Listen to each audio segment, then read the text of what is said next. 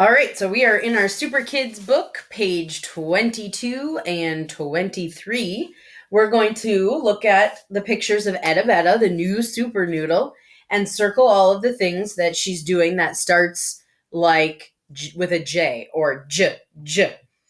And I should have gotten my letter cards out already, but I didn't. Where's the letter J? There it is. So that's a toy you might have seen before, or you might even have one. It's called a Jack in the Box. And I think we've talked about this before, but you crank a handle on the side and boop, out comes the toy on a spring there. Do you see a Jack in the Box in one of Etta Betta's thought bubbles? I do too. So we are going to circle that Jack in the Box. All right, so let's see. We will just go to the next one from there. So here, Edibet is playing a card game. Does card start like J? No, it doesn't. But if you look closely at one of the cards she's holding, it has a J on it because that card is called a jack. Does jack start with the letter J and the sound J? Yes, it does. So we're going to circle those, or we could just do the jack. Around Halloween, you might make one of these. It's made out of a pumpkin, but once you put that face in there and you cut it and you scoop out all the insides, we call that a jack-o'-lantern. Does jack-o'-lantern start with a J and the sound J? Yes, it does. So we'll circle the jack-o'-lantern. What about jump rope? Say jump rope. Should we circle jump rope? Yes, we should. That starts with the sound J and the letter J. Here is an old game. I used to play it when I was little, and it's definitely even older than that. This is a bouncy ball, and these are little kind of pokey little round toy thingies, and this game is called Jacks. So the letter J is interesting because we don't have as many words that start with the letter J as we do some of our other words. And if you've noticed, Jack in the box, Jack, jack-o'-lantern, Jacks, the word Jack comes up a lot. So if you ever hear that word, or it's a name too, Jack, it's at the beginning of a lot of other words. It's kind of interesting. Does the word jacks start with the letter J and the sound J? Yes, we were just talking about that. All right, now it looks like Edibetta is making a peanut butter and jelly sandwich. Say jelly. Does jelly start with the letter J and the sound J? Yes, it does. I'm going to circle just the jelly this time. Anyone know what this is called when you throw three, these are rings, maybe balls, scarves, and you can keep them going in the air? Juggling. Do you know how to juggle? I do not know how to juggle. I've tried. I can't do it. Gotta be quick. Does juggle start with the letter J and the sound J? Yes, it does. So we'll circle it. And you might notice that some of these things are things that were in the letter J song, where Edibetta sings about all the different things that they can do. The last picture, she's looking at a book. Does book start with the letter J?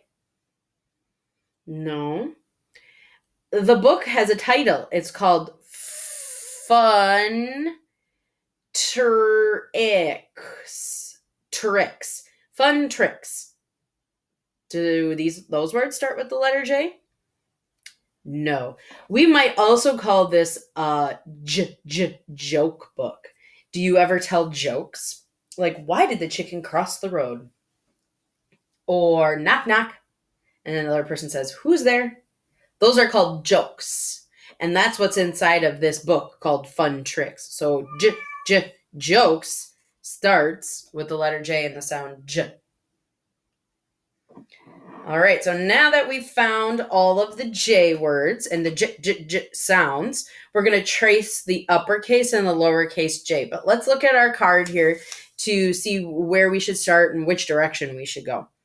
The uppercase J starts at the strawberry line, we're number 1, and it goes down and makes that hook. So that's the very first tracing line we're going to do. And then you have to go back and give it a top.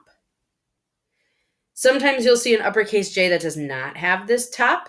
It's one of the few times you get to decide.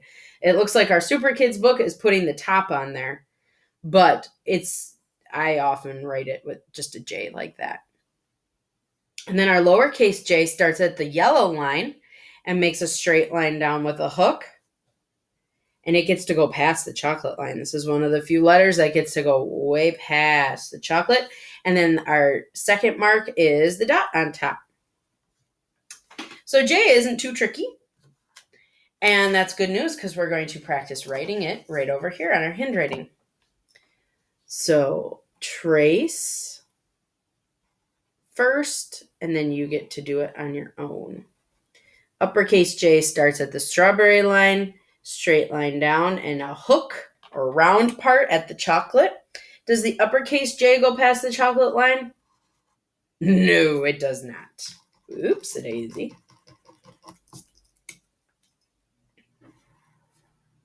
And then don't forget that line on top so that we're making it the way our tracing lines are going.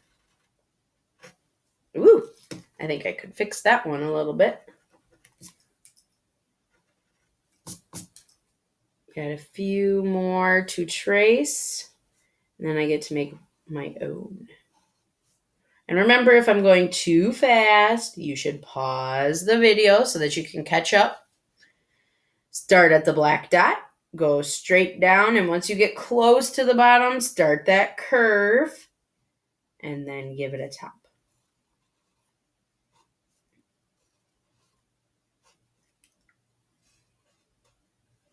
All right, so after our uppercase J, then we have our lowercase J. Start at the black line, which is on the yellow line, and go straight down past the chocolate and make the hook. And at the very end, you give it a small dot.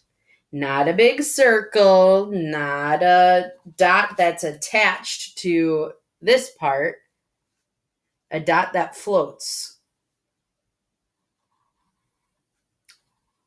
Just like that. So then I'm going to skip down here. You finished those, but I'm going to skip down so that you can see how you make it all on your own. Start on the black dot, go past the chocolate line and a hook. If you go too far, it's going to end up really close to the next set of lines, and that's too big. We don't want our hook to be that low.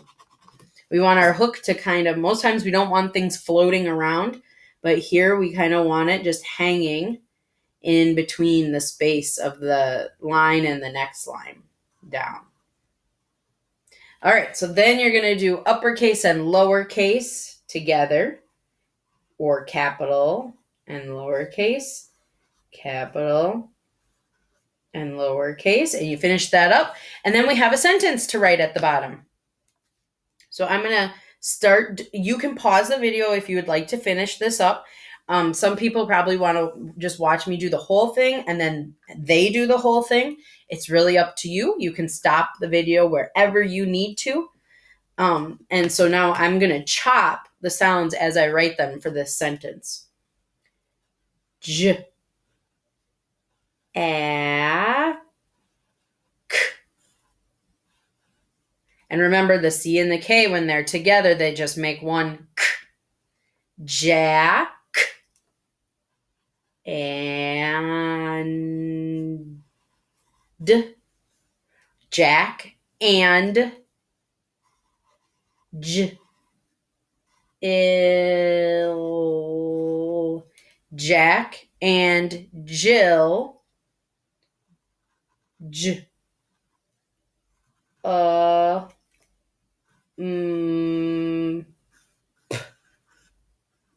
a period at the end.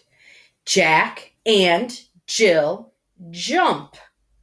Have you ever heard the rhyme? Jack and Jill went up the hill to fetch a pail of water. Jack fell down and broke his crown, and Jill came tumbling after. It's something like that. Did I skip a line? I should not have done that on the fly. Oh my goodness. Friends, practice your rhymes before you sing them on a video, or you will end up sounding kind of silly. Anyway, so I have to write the sentence one more time. And I want to make sure that as best as I can, the letters are going to line up. That's going to help me make sure that I'm writing them the right size and that I'm leaving space in between words. Jack and Jill.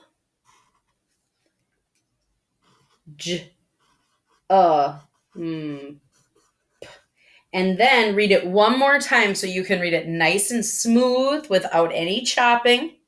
And then you won't sound like a robot. You'll sound like a super smart, almost first grader. Jack and Jill jump. I kind of read that with an exclamation at the end, but all right, so there's the letter J.